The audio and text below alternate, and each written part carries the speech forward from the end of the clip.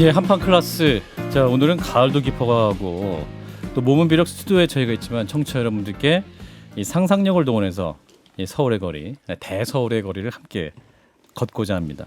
대서울을 걷는 도시 문헌학자이자 답사가이십니다. 김시덕 작가님 모셨습니다. 어서 오십시오. 안녕하십니까, 김시덕입니다. 네. 안녕하세요. 네, 진중권 작가, 김성애 소장과도 인사 나누십시오. 예, 두 분은 혹시 다른 곳에서 만나보신 오늘 처음 만나십니까? 뵙긴 좀 했지만 처음 당연히 봤습니다. 예. 알고 있습니다. 아, 당연히 알고 있다. 예, 네, 감사합니다. 오늘 저 기대하고 있습니다. 왜냐하면 제가 굉장히 관심이 많아요. 아, 그렇군요. 개인적으로 어릴 때부터 진 선생님 팬이어가지고 굉장히 영광스럽습니다. 아유, 예, 훈훈한 시작입니다. 제가 이제 도시문헌학자라고 소개를 해드렸는데요. 예. 그러니까 이제 도시를 연구하시는 건데 이제 네. 문헌을 기반으로 그렇- 어떤 도시의 역사 뭐 이런 걸 연구하신다 이렇게 이해하면 됩니까? 원래 저는 문헌학이라는 연구를 하는 사람인데 아, 예, 그- 예. 책 자체를 연구하는 그 물질적인 그 종이 당나무로 만들었냐, 뭐 비단이냐부터 이게 가지는 사회적인 의미까지 아하. 그 문헌학이라고 하는데 예, 예. 그 방법론을 도시에 적용했다라고 이해하시면 좋을 것 같습니다. 그러니까 문헌학의 방법론을 그렇죠. 도시 탐구에 적용한 예, 예. 거라는 거죠. 예. 쉽게 말씀드리면 간판 읽으면서 이게 가지는 맥락을 찾아내는다든지 간판을 읽으시면서도 예예. 아, 그럼 굉장히 좀 거리를 걸을 때 피곤하시겠네요. 간판 하나만 보셔도 아 사실 그렇습니다. 다양하게 생각이 나시니까. 재밌죠. 아, 그런가요? 보레스라는 소설가 유명한 분이 계신데 고레스. 예, 보르헤스, 호르헤 보레- 루이스 아, 보레스. 예, 예. 그 단편만 써서 노벨상 못 받은 분. 아하. 이분이 한 말이가 세계는 거대한 도서관이라고. 아하. 저는 그 문자 그대로 그렇게 받아들여집니다. 작가님이랑 같이 걸으면 심심할 게 하나도 없겠네요. 간판 하나만 해도 한 시간 설명하실 수 있는 많이들 분이시니까. 재밌어 하시더라고요. 다 의미가 있고 기호가 있고 그렇죠, 상징이 그렇죠. 있고 그걸 읽어내는 게 예. 그래서 그 문헌학 말씀하시니까 뭐 원래 예정이 없던 질문인데 갑자기 제가 네. 궁금한 게 특히 21세기 들어서 우리가 모든 정보를 디지털에다 예. 저장을 하고 있잖아요. 저만 해도 벌써 카세트 테이프, 플로피 디스크도 5.25인치에다 3.5인치까지 해서 하드웨어에 대해서 이제 넘어왔는데 이게 한 200년만 지나가면 조선왕조실록은 되게 읽기가 쉬운데 그때 컴퓨터에 그때 저장 장치가 없으면 21세기 초반의 데이터라는 건 다 사라지지 않을까 항상 이런 걱정을 좀 하거든요. 정확한 지적이십니다. 사실 그래서 우리가 생각하는 싸이월드라든지 그 앞에 프리체 같은 게 이미 많이 날아간 상태죠. 그러니까요. 예. 정확한 지적이시라서 임시적, 중기적으로는 제가 아는 어떤 건축가분은 서버 5개를 운영하더라고요. 가장 마지막은 미국 중부 지역에만까지. 이쪽은 세계에서 가장 안전한 지역이라서. 근데 그렇게 해도 말씀하신 것처럼 200년 뒤에 운석이 떨어질 수도 있고. 그래서 결국 남는 거는 돌이지 않을까. 돌에 새긴 기록. 그래서 왕들이나 종교적 문서는 돌에 새긴 게 아닌가 생각을 합니다. 마지막에 남는 건 돌이라서. 벽화. 그죠? 벽화도 맞습니다. 그렇군요. 제가 이제 대서울을 걷는 답사가다 이렇게 소개를 해드렸어요. 네. 이제 대서울 하면 좀 또 듣는 청취자 여러분들이 예. 이게 무슨 얘기인가 그렇죠. 싶어서 어떤 개념인지 설명해 주시면. 서울이 위대하다는 뜻의 그레이트가 아니라 서울시만 가지고 서울을 얘기하면 안 되고 서울을 바깥과의 관계까지 봐야 한다는 뜻에서 그레이터 확장된 서울이라는 뜻입니다. 아, 그- 서울 확장해 예. 지역적으로 좀 확장해. 지역적으로 인간적으로 특히 제가 저는 여기 CBS지만 술을 좀 싫어하지 않는데 예예. 사당 이수 쪽에서 가끔 술을 마시고 집에 들어갈 때마다 음. 사당역에서 남태령 넘어서 경기 남부로 가는 그 직장인과 학생들이 쭉 20분씩 줄을 서 있는 모습을 보면서 예. 이분들은 그럼 서울 시민인가 서울 시민이 아닌가? 근데 이분들까지 인생까지 삶까지 포괄을 해야 서울이라고 설명할 수 있지 않은가라는 생각을 하게 돼서 그렇지 않으면 이 사람들의 길에서 쓰는 이 2시간은 의미 없는 시간이 되어버린다. 근데 그런 문제의식을 가지고 보고 있는 겁니다. 예. 그 답사를 정말 다니시나요? 이렇게 예, 막 예. 돌아다니고 예, 예. 걸어 다니고. 예를 들어 어제는 전라북도 전주에 다녀왔는데요. 예. 와 보니까 한 25,000보 걸었더라고요. 아, 그러시군요. 끊임없이 걸으시면서 예, 예. 느끼시고 저 같은 경우에는 이제 기록하시고. 그 버스를 타고 이렇게 가다가 우연히 내가 한 번도 안 가본 서울 시내 뭐가 보이면은 그냥 내리거든요. 예. 내려가지고 이렇게 한번 걸어가 보고. 예. 아, 그러세요? 예. 이야. 그러면 굉장히 뭐랄까 대개는 이제 옛날 골목들이 그렇죠. 남아 있는 데죠. 그렇죠. 근데 굉장히 마음이 옛날 생각도 막 나고 막 안타깝기도 하고 이것도 사라지겠지 뭐 등등등등. 그 모험심도 들고. 예. 제가 사는 동네도 이제 그 재개발이 많이 됐는데 예. 뒤 골목에 가면 그래서 아내랑 이제 산책할 때 주로 골목길을 다니거든요. 그러면 무슨 우유 배달소, 뭐 신문 보급소 이런 게 아직도 남아 있는 그렇죠. 풍경들을 보면서 한쪽에는 막 10억이 넘는 아파트가 있고 선 하나가 그어지는 것에 따라서 재개발이 안 된 데는 아직도 옛날 동네 유지되는 거 보면 되게 좀 신기하다. 서울이란 동네가 그런 생각이 많이 들더라고요. 그러니까 큰 길에서 보는 것과 맞습니다. 골목의 풍경이 굉장히 다르다는 생각이 많이 들더라고요. 지금 마지막 말씀이 중요한데 큰 길에서 차를 타고 몰면은 그 도시계획상으로도 앞에는 좀 그럴듯한 건물들을 세우게 돼 있어서 가려지는데 한 블록 딱 들어가면 그때부터 펼쳐지는 세계가 있죠. 가려진 세계. 예를 들어 영등포에서 목동을 바라봤을 때는 CBS만 보이지만 예. 그 뒤에는 신월동이라고 하는 거대한 철거민 정착촌이 있는. 근데 그걸 보기 위해서는 걸을 수밖에 없다라는 생각을 합니다. 그렇군요. 그 대서울 연구를 하시는데 아까 좀 전에 뭐 다른 지방도 갔다 오셨으니까 예, 예. 어떻게 연결이 됩니까 그건? 아니면 별도의 프로젝트인가요? 그 별도의 프로젝트이기도 하고 이어지기도 합니다. 우선은 도시만 바라보긴 하지만 도시 배후에는 농촌도 같이 이해해야 된다는 게 있고 최근에 말죽거리 말죽거리는 워낙에 유명한 강남 개발의 스타트지만 예. 한편으로는 옛날 광주군 언주면이라고 하는 그렇죠 언주면이죠. 언주면의 조그만 읍이었거든요. 읍소재지.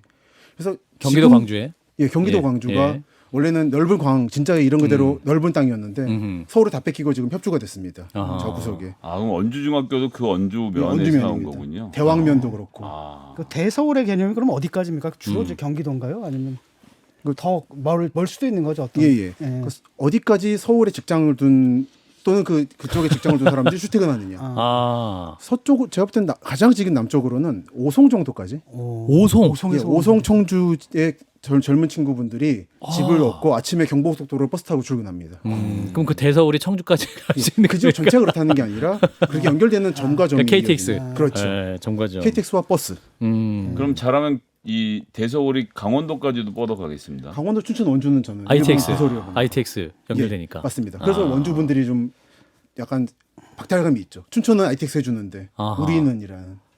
우리도 해달라. 그러니까 도시가 좀 그렇거든요. 저는 이제 제가 유학을 했잖아요. 베를린에서 가족이 거기 살고 있어서 방문하는데 내가 유학할 때는 하나도 안 달라졌거든요.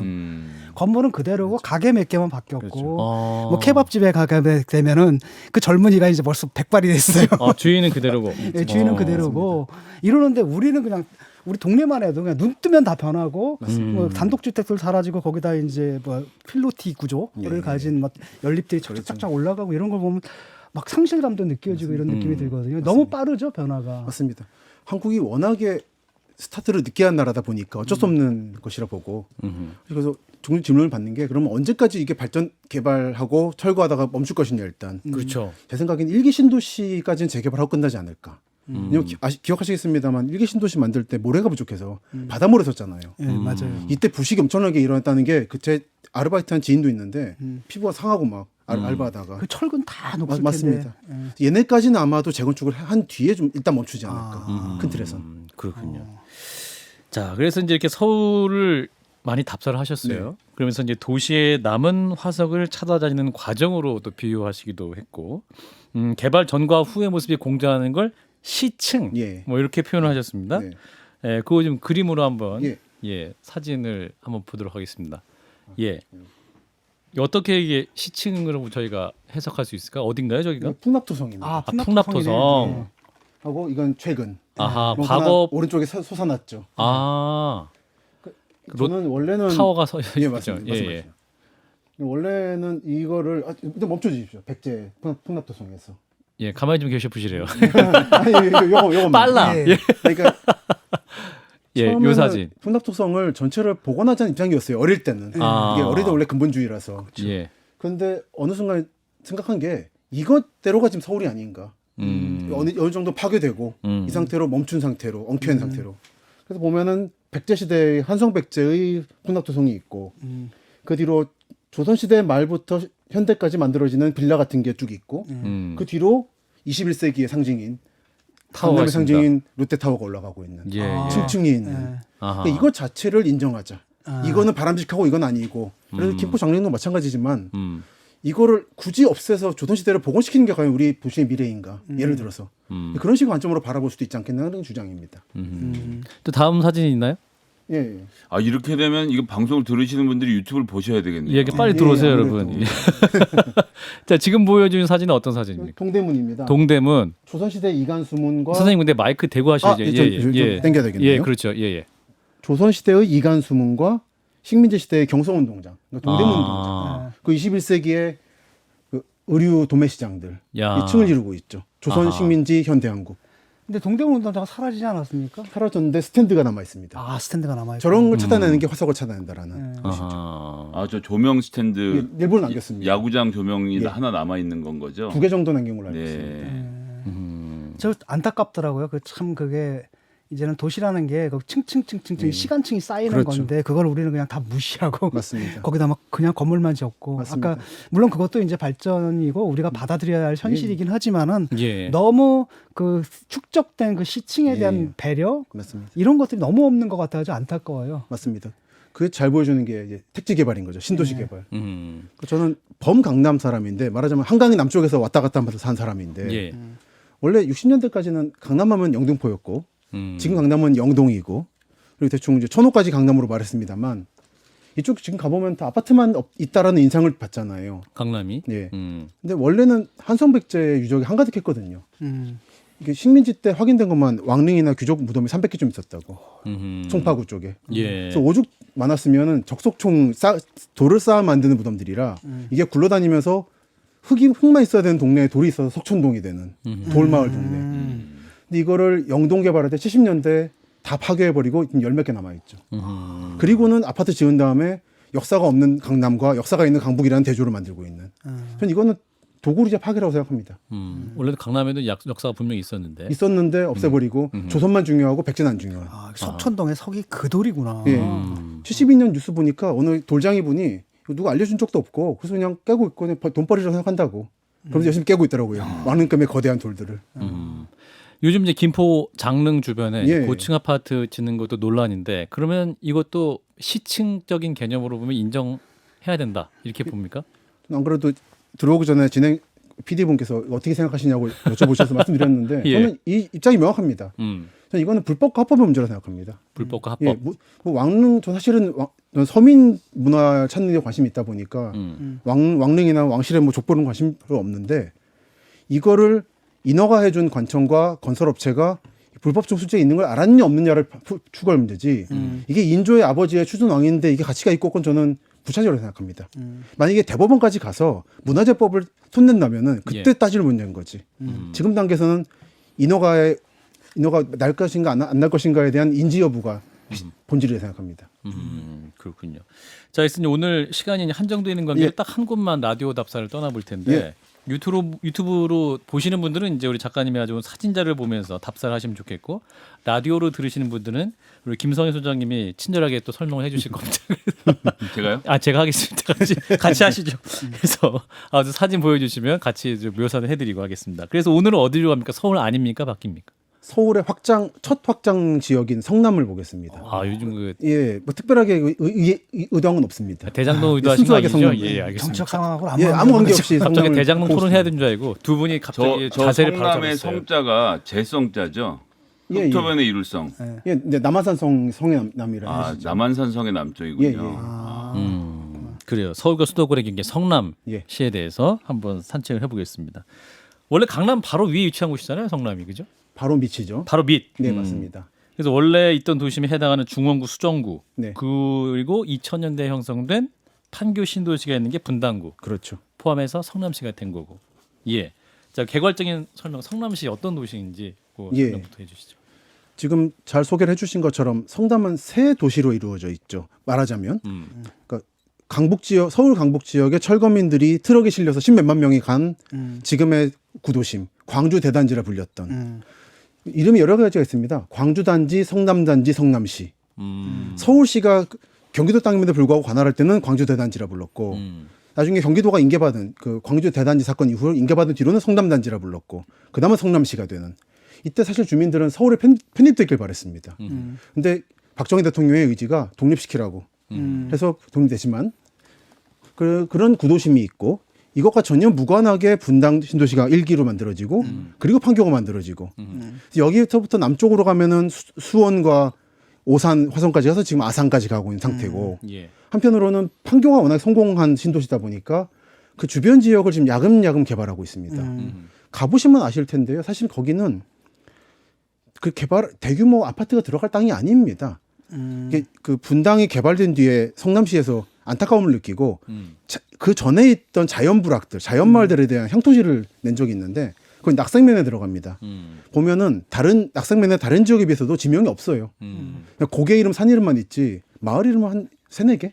다른 지역은 풍부한데 이거 자체가 사람이 안 살았던 산골짜기란 거고 그 대장동 바로 앞에가 바로 아래가 바로 그 유명한 막국수로 유명한 고기리 용인 수지. 거기군요. 예, 그쪽 분들은 산길 따라 가지고 수원까지 장보러 다니고 하루 걸려서 평양으로 안 내려갔었습니다. 근데 그런 곳까지 개발할 정도로 지금 판교와 분당에 대한 개발 압력, 수요가 높다라는 그 느낄 수 있습니다. 예, 지금 또 제작진이 사진 하나 띄워주셨는데 예. 저기가 어디입니까? 희망대공원. 성남 희망대공원이라고 예, 예. 광주 대단지랄까 구도심의 원형 같은 곳입니다. 근데 그게 왜 광주라고 붙었을까요? 경기도 광주랑 이렇게 그겁니다. 인접한가요? 아, 그래서. 예전에는 서울 가락동이라든지 지금 강남구까지 광주였기 때문에 예. 그 중에서도 가장 개발이 낙후된 쪽이 이 성남 분당 이 일대였습니다. 그러다 보니까 서울시가 이 지역을 찍어서 철거민을 보내겠다고 했고 경기도나 광주군도 여기 어차피 개발 안 되는 낙후한 곳이다 보니까 해라고. 그래서 시작이 되는 거죠. 그러니까 교통이 아주 불편한 곳이었습니다. 광주 대단지가 좀 역사적인 곳이잖아요. 역사적인 그 곳이죠. 사연을 좀 설명을 추가적으로 해주시면. 예. 지금 희망대학 공원 말씀 나왔습니다만 워낙 이렇게 사람이 안 사는 곳이다 보니까 육군교도소가 남한산성 아래 있었잖아요. 맞아요. 예. 우리 남한산성 간다고 했어요. 그게 바로 저 희망대입니다. 부대 이름이. 아무것도 없는 상태에서 군부대 이름이 희망대다 보니까 지명이 돼버리는 희망대 지역. 그래서 여기서부터 시작해서 잘 아시다 더 잘 아시겠습니다만 산을 깎아가지고는 10몇만 명을 쏟아 부었죠. 원래 서울시의 계획은 100만 명 정도가 살 수 있는 남서울을 만든다는 계획이었습니다. 그러니까 어차피 당시는 서울시가 확장하던 시점이라 아마 남서울 정도로 도시가 확장되면 흡수할 생각이었던 것 같아요. 근데 그게 해보니까 너무 어이가 없는 계획이어서 10만 명을 보냈는데 이미 난리가 났던 거예요. 우물에선 그 전염병이 퍼지고 공동 화장실 안 만들고 해서 그래서 일단 1단지를 만들고 2단지를까지 만들 계획은 있었습니다. 근데 2단지를 만들려면 돈이 필요한데 그 돈은 서울시가 투입하는 게 아니라 1단지 땅을 분양해가지고 그 분양비로 돌리겠다는 계획. 여기서부터 금전적인 문제가 발생해서 광주 대단지 사건까지 가게 되는 것이죠. 그러니까 다시 한번 강조하지만 저는 특별하게 뭔가 지금 사건을 염두에 두는 건 전혀 아닌데 이 성남 구도심 개발 상황을 보면 예. 저 지금 78년에 나온 성남 시지를 열심히 읽고 있습니다. 성남 시지. 성남시가 만들어진 직후에 만든 최초의 보고서인데 보면 원주민들한테는 당시 시가의 10분의 1 값으로 후려쳐서 매입을 했고 땅을. 예, 구도심을. 그리고는 분양할 때는 철거민들 또는 일반 입주민 성남시가 땅을 팔기 위해서 아니 서울시가 엄청난 홍보를 했습니다. 새로운 택지가 나타났다고. 사실은 전혀 다르지만 그러다 보니까 일반 분양자도 왔고 했는데 분양가가 당시 강북의 최고 지역 값인 거의 1,100원 원 수준으로 내놓으라고. 그러니까 전형적인 이익이 잘 나는 구조인 거죠. 이야, 이번 사건의 원형이 이미 그때 만들어졌네. 그러니까 전국이 택지 개발했다 그렇습니다만 성남은 특히 좀 심각했던 것 같습니다. 하지만 저는 아무 의도를 하고 있지 않습니다. 예, 그 얘기 한 5번째 하고 예, 계셨어요. 예. 청취자 여러분이 충분히 이해하고 계실 것 같고 또한 또 인터넷에서 성남 예. 인셉션이라는 풍경이 화제가 됐는데 그렇습니다. 영화 인셉션의 장면이 연상되는 풍경이라는 의미인 것 같아요. 맞습니다. 되게 예. 비슷하네 진짜. 언덕을 계속 깎아가지고는 집을 만들다 보니까 아하. 그 몇 군데 포인트에 서면은 위아래가 혼동되는 상황이 벌어집니다. 어휴. 저러다 보니까 겨울 되면 얼어가지고 차도 못 다니고 예, 예. 워낙 20평씩 쪼개서 만들다 보니까 재건축도 힘들고 아하. 근데 이렇게 상황이 심각하다 보니까 서울시가 성남시처럼 외곽에 내보내려는 계획이 대단지 사건으로 중단되죠. 그 후에는 관악구 신림 봉천이라든지 도봉구라든지 또는 양천구 신월동 같은 곳에 서울시의 끄트머리에 철거민을 보내는 식으로 바꿉니다. 전략을. 그리고는 20평은 너무 심했다. 그래서 30평을 주겠다고 했는데 그 양천구 신월동 사례인데 30평을 주겠다고 했는데 너무 부담이 되는 거예요. 그 철거민들한테는. 그래서 두 집안이 공동 등기랍니다. 그리고 쪼개요. 그래서 15평씩 쪼개고는 집을 세트로 만들어요. 디귿자나 기억니은 붙인 것처럼. 그걸 짝꿍집이라 부릅니다. 그게 서울에서 마지막 철거민 강제 이주. 어떤 의미에서는 성남에서의 사례가 이게 모범이 돼서 타산 지적이 돼서 예. 30평을 줘야 되겠다고 생각했던 것 같습니다. 그러니까 여러 의미에서 안타깝죠. 그 1968년에 광주 대단지 사건이 있었지 않습니까? 근데 네, 그 흔적이 지금 남아 있나요? 현재 흔적이 거의 없습니다만 옛날 그 경찰서가 지금 성남 경찰서가 돼 있고 예. 구시청 있던 곳이 지금 모 쇼핑몰이 됐는데 예. 바로 앞에 최근까지 구시청이라는 버스 정류장이 있었습니다. 근데 지난해 좀 철거됐더라고요. 현재는 흔적은 거의 없는 걸로 봐야 되겠습니다. 다만 길의 흔적이죠. 그래요. 당시에 이제 성남 대단지 사건에서 그 설명해 줄 수 있나요라고 2839님이 좀 더 구체적으로 설명해 달라. 이제 예. 당시 이제 철거민들이 그 대책을 요구하면서 어떤 데모하고 했던 그 사건을 말하는 거죠. 예. 사실은 이걸 그 임미리 선생이 경기동부란 책에서 설명을 잘했는데 예. 사실 전 단계 후 단계로 나눠서 봐야 됩니다. 음. 그 흉흉한 소문이 돌았던 그 임산부가 남편이 2시간 걸려서 천호동 거쳐서 버스로 강북 간 다음에 먹을 게 없다 보니까 나쁜 사건이 일어났다. 이런 얘기들은 초기 단계, 초기에 그 트럭으로 철거민들을 실어 보낸 다음에 대책 없던 시절이고 그 다음에는 서울시가 PR을 잘하다 보니까 부동산 업자들이 몰려들어서 어느 정도 분양이 됩니다.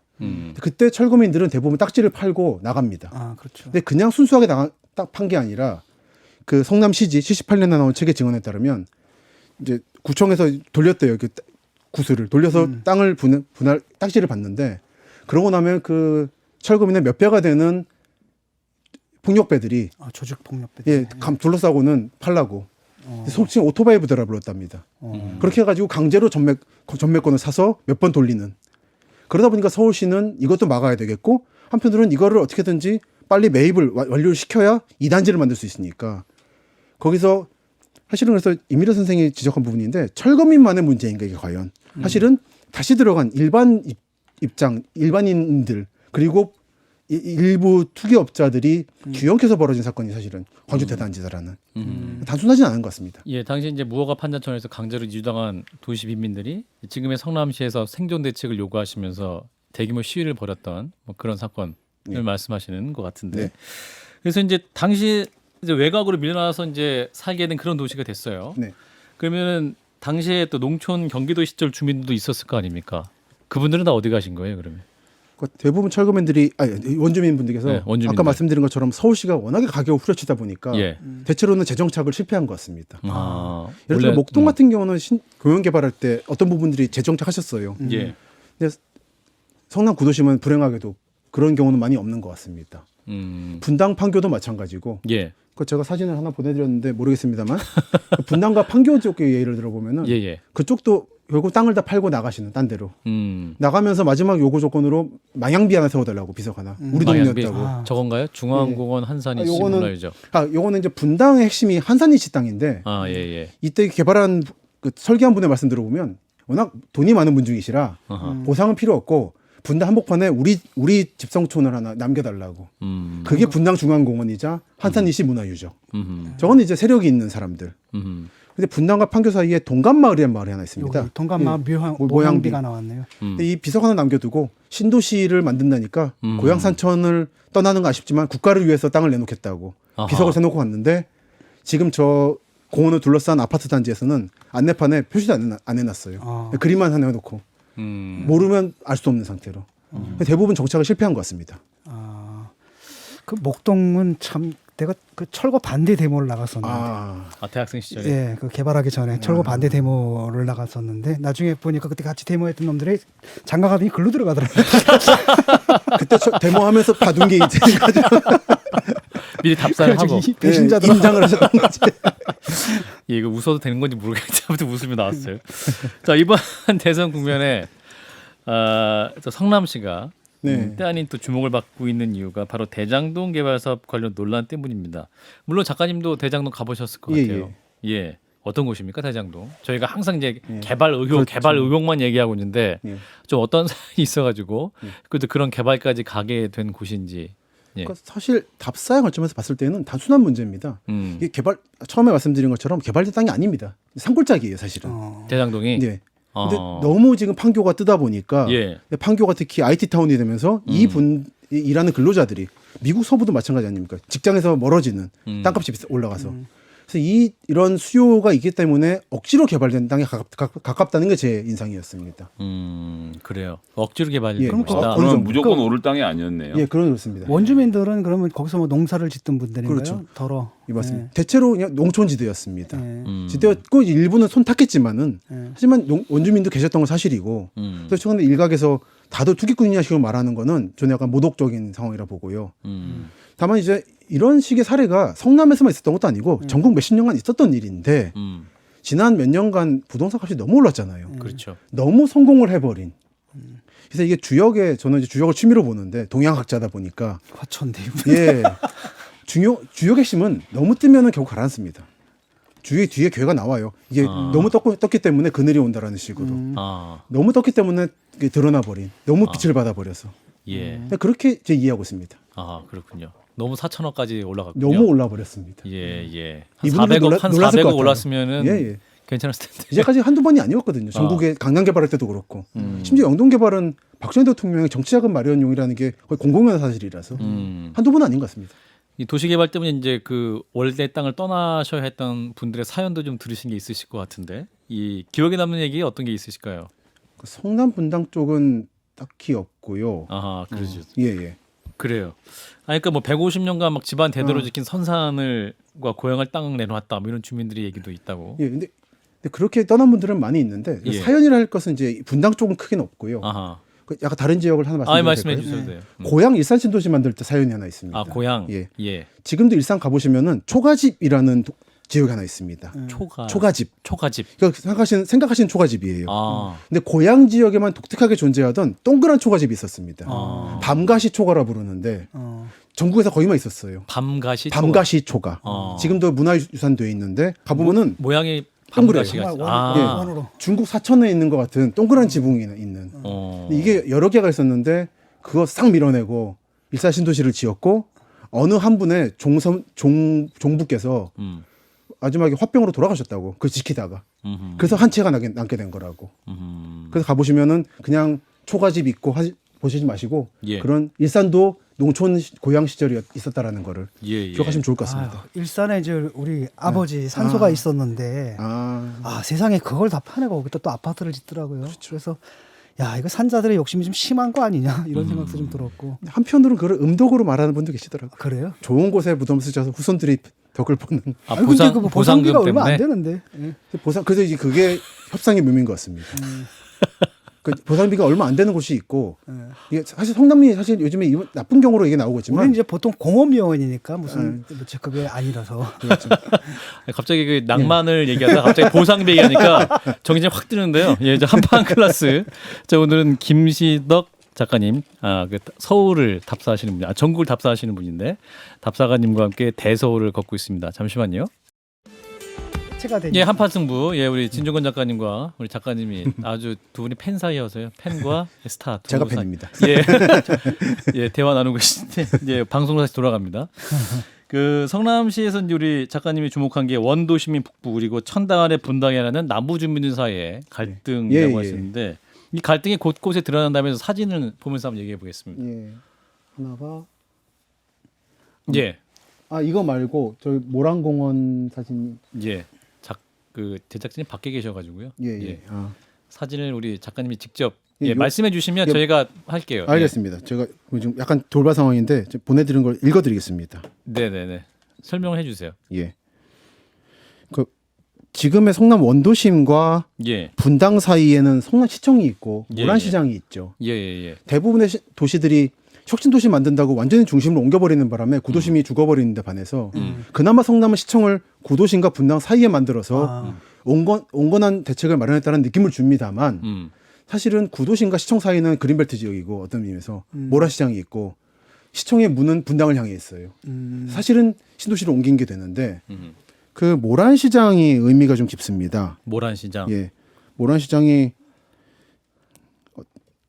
모란시장이 어떤 곳이냐면은 광주 대단지가 만들어지고 나니까 김창숙이라는 예비역 장군이 그 12배에 달하는 땅을 개발하겠다고 그래서 모란 직할시를 만들겠다고 하는 계획을 내세웠다가 모란단지 사기 사건이라는 것으로 최종 징역 5년을 받고 끝나버립니다. 근데 지금도 보면 모란이라는 지명이 보이죠. 모란역이니 모란시장. 그때 흔적입니다. 김창숙의 흔적. 그리고 그 모란이라는 이름은 평양 모란드에서 온 어머니를 두고 왔대요. 평양에. 그래서 그걸 기억해서 모란이. 근데 그러다 보니까 모란이라는 게 부도심에서 분당으로 가는 중간 단계에 해당하는 지역이었는데 그 모란시장역에 내려가 보니까 낙서가 있더라고요. 남자 화장실에. 이 낙서를 읽는 게 이제 문화학의 핵심이니까. 화장실 벽에 있는 낙서도 했더라고요. 성남 것들 분당 넘어오지 말아라. 성남 것들 분당 넘어오지 말아라. 어디나 지역 갈등이 있지만 음. 성남과 분당은 그러니까 성남 구도심과 분당은 그 중에서도 극을 달하는 갈등이 있는 것으로 유명하죠. 근데 그랬는데 판교가 이제 떨어져 나가려니까 분당 주민은 또 반대하시는 벌어지고. 그래서 그 핵심은 돈인가요? 돈이고 예. 저는 이제 뭐 이런 부동산값. 단어를 쓰는 게 모르겠습니다만 계급 차이가 있다고 봅니다. 계급 차이. 성남 구도심은 서울 강북의 철거민 하층이 온 거고 예. 분당은 일기 신도시의 성공 사례로서 강남을 워너비하는 분들이 오신 중산층 도시고 여기서 오는 용납할 수 없는 갈등이 있다고 생각해요. 그랬다가 판교가 더 뜨니까 이 분당 중산층 분들이 자기의 지위를 뺏길까 봐 두려워하는 게 있어서 원래는 동서로 갈라가지고 판교구와 분당구를 만들 계획이 있었는데 예. 그러지 말고 남북으로 자르자고 반씩 해가지고 어떻게든지 분당을 안 놓치겠다고 하는 그런 게 있어 보입니다. 그래서 서울시가 그 조장한 게 있는 게 그래서 성남시 내에서 좀 교통도 많이 돌리고 일체성을 만들어야 되는데 지하철 8호선은 분당 구도심을 성남 구도심을 가고 분당선은 분당을 가고 신분당선은 판교를 가고 분할해서 서울로 보내요. 사실 서울 지하철 8호선은 목표부터가 광주 대단지 사람들을 위한 거였습니다. 그래서 이름이 서울 지하철이지만 대부분 성남을 통과합니다. 근데 그걸로 끝났으면 좋았는데 이렇게 분할 통치, 디바이드 앤 컨커를. 그러니까 지금 이 세 지역을 가려면 지하철로는 한참 위로 올라갔다 다시 내려가야 그렇죠, 되는 그렇죠. 그 지역 사이는 버스로 한참 돌아야 되고. 그 전형적인 서울의 위성 도시를 만들겠다는 의지가 느껴지는 정책이죠. 이제 대장동 얘기를 좀 해보려고 하는데요. 이제 이재명 지사가 대장동 개발 단군일의 최대 치적이다 이렇게 이제 예. 홍보를 하고 계시죠. 그리고 이제 업자들은 이제 천문학적인 수익을 올렸는데 네. 이 도시 개발 역사를 오랫동안 관찰하신 입장에서 봤을 때 어떤 부동산적 관점 말고 이제 그렇게 보셨을 때 선생님 입장에서는 이 대장동 개발 사업 어떻게 판단하시고 어떤 의미가 있는 응축된 곳이다라고 판단하시는지. 개발사로 봤을 때는 예. 분당이랄까 성남의 남은 지역이 있었습니다. 개발되지 않고. 그게 성남 비행장이 있다 보니까 묶여진 그리고 남부 저유소라는 게 있거든요. 이거 약간 안보 문제긴 합니다만. 그러니까 성남의 서북부 지역입니다. 이 지역을 드디어 마지막으로 손대기 시작했다라고 하는. 사실 이번에는 대장동만 터졌지만 백현동도 있고 금토동, 고등동, 시흥동 등이 성남 서북부에 있었는데 서울에 있는 대통령이 쓰기 위한 성남공항이 있다 보니까 서쪽 지역 개발이 전혀 안 됐었어요. 이 부분을 마지막 손대고 있는. 그러니까 이 부분이 잘 개발이 된다면 성남으로서는 어느 정도 주체성을 가질 수 있겠지만 근데 이번 대장동에서도 드러났듯이 그 인허가 과정에서 많은 무리가 있지 않았습니까? 예. 이게 원래 될 수 없는 땅인 거를 풀다 보니까 억지로 이게 되는 거거든요. 꼭 대장동 사례로 재밌는 건 이제 금토동, 고등동 이쪽인데 약간 무리를 많이 했다고 봅니다. 하지만 이렇게 해서라도 개발을 해야 될 만큼 성남에 살고 싶어하는 사람들의 요구가 크다라는 그런 욕망이 느껴집니다. 예, 욕망. 그러니까 강남 4구, 5구, 6구에 살고 싶은 욕망. 그 욕망에 투영돼서 투영돼서 개발하면 안 되는 지역, 비행기 인접 지역이라든지 바로 골짜기까지도 파고 들어가야 할 수밖에 없는. 요 저는 읽고 있습니다. 그 욕망이 폭발했네요. 폭발했고 너무 폭발했죠. 근데 거기가 뭐 서울도 뭐 인근 지역 여럿이 있는데 거기가 그렇게 인기가 있는 건 아무래도 강남과의 그렇죠. 근접성 때문이구나. 바로 그렇습니다. 그래서 저는 개인적으로 이제 만든 말이지만 확장 강남이라고. 확장 강남. 지금 그게 평택 지나서 아산 천안까지 가 있는 건데 그 스타트를 끄는 게 광주 대단지였던 것이고 그걸 가난한 사람들이 가서 정말 땅 긁어가면서 만들어낸 것을 중산층들이 획득하고 있는. 철거비 또 벽에 밀려나고 그럼 또 차지하고 그 과정인 거죠. 그래요. 사실 그 언제였지? 1980년대 제가 반포에 살았는데 그때만 해도 꽃동네가 있으니까 고속터미널이 사실 서울의 끝이었잖아요. 그렇죠. 그러니까 조금 지나니까 대치까지 개발이 돼서 거기가 서울의 끝이다가 그러다 어느 순간 또 내곡동까지 뻗쳐 나가면서 서울의 경기가 늘어나는 장면들이 맞습니다. 저 어렸을 때는 한강에 백사장도 있었고 그렇죠. 말죽거리가 실제로 시골 동네였는데 그 서울의 확장이 이렇게 되면서 갑자기 정치적인 얘기를 해서 죄송하긴 한데 그 길목마다 우리 이명박 대통령이 꽃동네, 대치동, 내곡동으로 본인의 부동산을 옮겨가는 과정을 보니까 이게 서울의 확장이랑 그대로 맞닿아 있는데 맞습니다. 이게 이제 성남을 지나서 천안까지 지금 가고 있는 건가요, 그럼? 예. 지금 천안의 땅을 사야 되나요? 이미 천안 아산은 늦었고요. 늦었습니까? 사실은 평택 서부라든지 화성 서부가 있습니다만. 예, 이건 작가님의 개인적인 입장을 말씀드리겠습니다. 개인적 입장입니다. 예. 그러니까 저 이명박 대통령 말씀을 잘해주셨는데요. 사실 이 경우가 전형적으로 가난한 사람을 밖으로 내보내면서 전초기지로 내보내서 개발시키면 이제 중사층이나 상층이 지배하는 서초동 꽃동네는 잘 아시다시피 수많은 법조인들이라든지 정치인들이 투기한 것으로 유명하죠. 근데 이분들이 결국 이상하게 철거민촌은 꽃동네는 불이 많이 나더라고요. 열 몇 번의 불이 났습니다. 서초동 꽃동네는. 그렇죠. 결국은 다 불타버리고 다 간 건데. 그러니까 그게 네, 이제 말씀해 뭐 이게 뭐 사고가 아니라 예. 사고라고 말해지지만 진상을 아무도 밝히고 싶어 하지 않는. 근데 이분들이 마지막 화재가 난 다음에 이제 도저히 못 견디고 서울 경찰청 소속의 어느 땅에 갔어요. 임시로 있다가 흩어졌는데 그 땅이 나중에 타워팰리스가 됩니다. 그 바로 옆이 이명박 대통령의 그 땅이 또 있는. 그러니까 참 그러니까 슬픈 얘기네요. 반대로 말하면 이 철거민들을 쫓아가는 것도 잘 따라가면은 투자가 되는. 아마 그분 그 집의 오피니언 리더들은 그걸 잘 아시는 것 같아요. 그러니까 이게 이제 사실 뭐 이제 그 노태우 정부까지 이어지는 이 흐름에서 서울을 확장하는 정책이 있었던 거고 이게 그 20세기의 한국식의 발전이라고 하면 이제는 사실은 메가시티를 중심으로 해서 이제 이 큰 광역 도시 간을 연결하는 구조로 맞습니다. 바뀌어가는 흐름 아니겠습니까? 맞습니다. 예, 그런 데서 저희들이 또 지금하고는 또 다른 형태의 부동산들이 만들어지는 게 아닌가 싶은 생각이 들더라고요. 맞습니다. 보면서. 지금 말씀하신 것처럼 메가시티들이 만들어지는데 아마 결국은 3개 또는 2개가 될 것 같습니다. 개인적으로는. 그러니까 대서울권이 있고 부울 포항권이 있는 거고 그리고 중간에 이제 청주, 대전, 세종이 어떻게 될 것인가. 그러니까 청주까지는 전 대서울이라고 보고 있고요. 여기서 대전, 서울, 대전, 청주, 오송 등이 독자적인 메가시티 될 것이냐 아니면 서울에 연결될 것이냐가 저는 포인트라고 봅니다. 이제 작가님과 이제 같이 성남부터 서울까지 여기저기 천안까지 막 왔다 갔다 걷다 근데 보니까 이게 뭐 사회학이 다 들어있네요. 그러니까 철거민이 어떤 정말 외진 땅에 가서 예. 쫓겨나가지고 거기다 집을 지으면 조금 있다 거기 맞습니다. 밀어버리고 맞습니다. 불을 낸다라든지 해서 밀어버리고 거기다 뭐 아파트를 뭘 짓고 예. 그러면 이제 그걸 분양하는 놈들은 엄청나게 큰 그렇죠. 돈을 벌고 거기에 들어오는 사람들은 이제 사회의 이른바 상류층들이 들어와 살고 이게 계속되고 그러니까 그 성남 얘기가 굉장히 가슴 아프거든요. 구성남하고 이 분당 사이 화장실에 넘어오지 말라. 이게 무슨 어느 나라에도 그런 건 없잖아요. 아, 왜요? 저 서울 시내 제가 미국에서 오래 살다 한국에 처음 들어서 제가 그 전세 살던 아파트에 그 임대동이 따로 써 있는 것까지는 그렇다고 이해를 했는데 그 지도 옆에 놀이터에 가로 열고 임대라고 가로 닫은 걸 보고 제가 받았던 충격이 지금도 잊혀지지가 않아요. 같은 단지 안에서 놀이터도 그 주거민용 놀이터가 있고 임대 단지용 놀이터가 따로 있다라는 구분을 자기네 아파트 앞에다 지도에다 그려놨다는 이 만용. 예. 그러니 뭐 성남의 축소판이 그 벌어지는 거죠. 그러니까 성남이 유일한 사례가 아닌 거죠. 이 보편적인 게 가장 압축되어 있는 지역이 성남인 것 같습니다. 근데 우리가 이렇게 천박해도 되는 건가요? 그러니까 이게 지금 도시 네. 또 개발 네. 그리고 작게는 내가 사는 집 네. 이걸 좀 우리가 좀 세상이 너무 빨리 돌아가고 너무 지금 막 이러고 있으니까 이걸 또 우리가 어떻게 바라보고 접근해야 될까 철학적으로 좀 이게 걸으시면서 우리 작가님도 나름 정리를 하셨을 것 같은데 사실 결론은 아까 말씀드렸습니다만 저는 도시의 확장은 가난한 사람들이 이뤄내는 거고 억지로 떠밀려서 그러니까 사당동 투쟁 있지 않았습니까? 80년대 중반에 그러니까 사당동은 제2의 광주다란 말이 나올 정도로 심각했었는데 여기 보면 서울역 앞에 양동 지역에서 철거민들이 정말 트럭에 실려가지고 떨궈져 보니까 산속이더라. 그래서 돌아가겠다고 하니까 노드섬에 떨궈놨대요.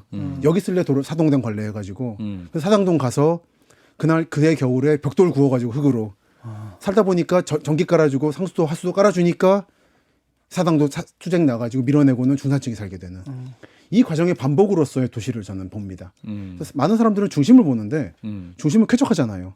이 쾌적함을 위해서 특히 서울권에서는 경기도가 희생해왔다. 특히 최근에 바로 꽃동네 바로 옆에 군부대 하나가 최근에 이전을 했죠. 그러면서 대규모 개발이 되고 있죠. 서초역 근처가. 이 군부대는 어디로 갔는가? 전 거기에 관심이 있습니다. 어디로 갔냐면 안양과 광명 사이에 박달동이라는 데로 갔습니다. 거기 군부대가 그 앞에도 6개쯤 있었어요. 하나 더 생긴 겁니다. 왜냐하면 인구가 없으니까 얕보는 거예요.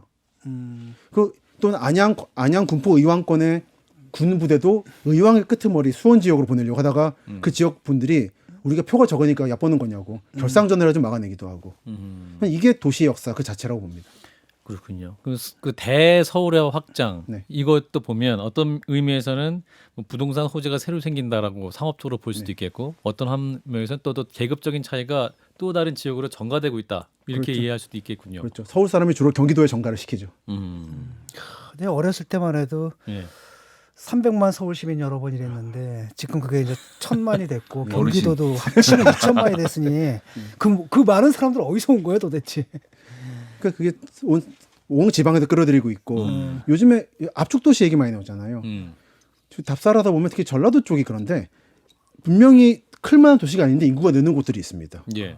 근데 이건 사실은 그 지역 분들을 되게 좋아하세요. 우리가 드디어 성장의 라인 탔다. 커졌다. 예. 근데 그게 저볼 땐 마지막 불꽃에 가깝다고 보이거든요. 주변 농촌 지역 인구를 마지막으로 끌어들이는 거예요. 근데 이분들은 이제 다시 서울이나 부산으로 올 겁니다. 올 거고. 근데 지금 이 늘고 있는 거를 기뻐하면서 개발을 하고 있습니다. 열심히 혁신 도시도 만들고 그 주변에 이제 농촌은 이제 사멸 가는 거죠. 이제 우리 작가님께서 이제 또 그런 집과 주택과 개발 관점에서 또 대선 주자들의 공약도 보실 것 같은데 요즘 보면 뭐랄까요? 너나 할 것 없이 250만 호, 뭐 280만 호, 막 몇십만 호 이런 식의 정책을 내세우시잖아요. 그런 걸 보시면 어떤 마음 드세요? 현재 아직 부동산 정책이 많이 발표가 안 된 상태라서 예. 뭐 200만 원, 500만 원 건설은 너무 이제 구호적인 것이고요. 예. 실제로 얼마나 하냐의 문제인데 아직 2기, 3기 신도시도 다 안정이 안 된 상태에서 더 만드는 게 문제가 아니라 저는 사실은 정말 사람들이 살고 싶어하는 거는 도시 내부거든요. 근데 이거 내부를 층고 제한시키고 용적률 제한시키면서 자꾸 밖으로 나가라고 하면 그 당신이 가시오라는 말이지 않습니까? 어떤 분이 내가 강남에 살아봐서 아는데 별로 안 좋더라는 말씀하시는데 나도 살게 해달라고 하는 요구는 있는데 이걸 자꾸 밀어내고 있어서 저는 이거는 자꾸 현실을 눈 가리고 있는 걸 생각합니다. 그래서 저는 신도시 개발보다도 예. 내부 지역에 대한 재건축 재개발을 좀 많이 풀어줬으면 하는. 보면은 서울과 경기도의 경기 지역 하남 같은 데 가보면 느끼는데 예. 강동구와 하남, 서울 쪽 강동 쪽은 한 20-30층 야트막합니다. 근데 미사 쪽은 쭉쭉 올라가 있어요. 예. 그래서 어느 지역 시장님을 만났었는데 그러시더라고요. 30몇 층짜리 아파트가 전임 시장 때 오케이를 했다. 근데 나는 끔찍하다고 그게 38층이. 어떻게 홍콩, 싱가포르처럼 되면 안 되지 않느냐라고. 저는 반대로 왜 되면 안 되는가 생각을 합니다. 올릴 만큼 올리고 수요가 있으니까 해서 교통이 나빠지고 하면은 그때 이 사람들이 빠져나가겠죠. 저는 좀 자본주의 논리를 좀 묻히기만 한 거 아니에요? 이래놓고 차 막히면 니들 나가겠지. 근데 그냥 거기서 자율 조종이 되는 자본주의 논리로 가야지. 예. 이거를 너무 강남이 소중해서 휴적 한상도 유지하려는 하는 것이 작가님 그 문헌학자이셔가지고 뭔가 다 짓지 말고 그 흙집에서 살자 이런 말씀하시지 전혀 말고 아닙니다. 30층 이렇게 초고층 네. 짓고 좀 더 올렸으면 좋겠습니다. 그 시장 원리를 서울 바탕으로 지역으로. 예.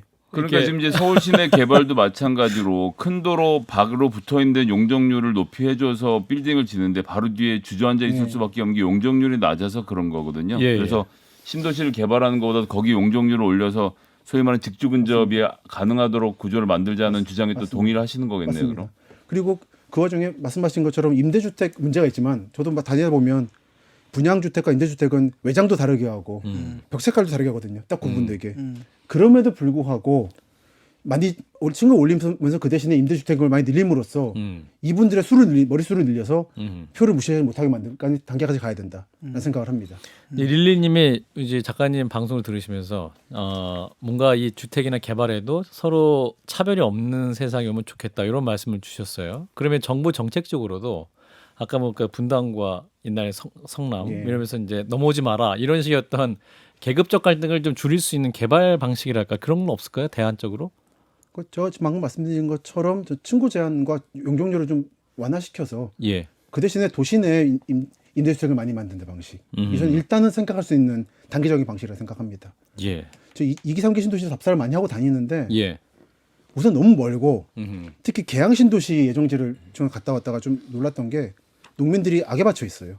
가보면 그 플랜카드들이. 어허. 이렇게까지 언제까지 이걸 해야 되는가? 우리가 전치 상황도 아닌데 언제까지 밀어내고 긋고 시층도 없애버리고 나는 역사가 5,000년 있는 나라라고 하는데 가보면 역사를 못 느낍니다.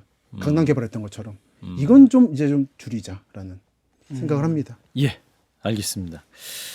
어떤 개발에 대한 새로운 접근법 그리고 그 안에서 어떻게 살아갈 것인가에 대한 또 새로운 생각 포인트를 오늘 전해주신 것 같아요.